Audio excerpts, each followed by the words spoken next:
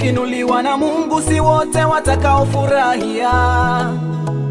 Kuinuliwa kwako wengine watachukia na kutafuta njia ya kukurudisha nyuma, maana mioyo yao inawauma kuona umeinuliwa naye Bwana. Shuleni ukiwa nafasi ya kwanza, wao mioyo inawauma. Ukifanikiwa kujenga nyumba nzuri, wanakuwazia mabaya na kutafuta njia ya kukurudisha nyuma.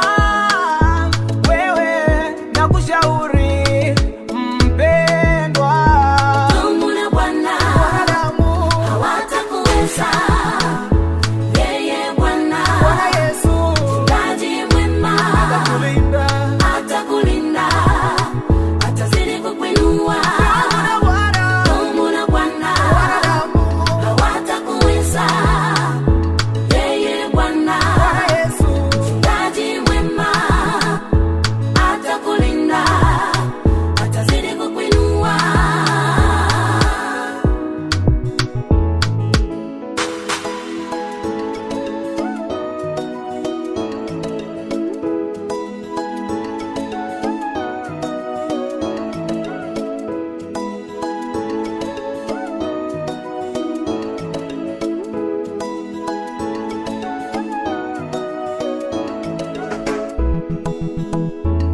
uwe kama Yusufu aliyeota ndoto na ndoto yake ikatimia, japo walijaribu kumzuia, ndoto yake ilitimia. Daudi naye pia alivyomshinda Goliati. Nawe ndugu, dumu na Bwana, hata kama wanadamu wanakuwazia mabaya, wewe na kushauri wewe, dumu na Bwana. Dumu na Bwana, Wanadamu hawatakuweza. Yeye Bwana, Bwana Yesu mchungaji mwema, atakulinda, atakulinda, atazidi kukuinua. Dumu na Bwana, hawatakuweza.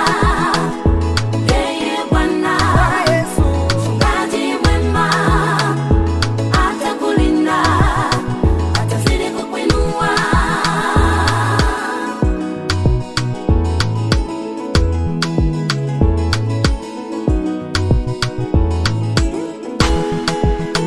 mpango wa Mungu juu yako lazima utimie kwako.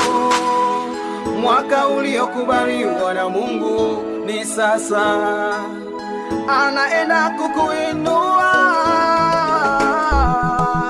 Kanuni ni moja ili uwe salama katika maisha yako,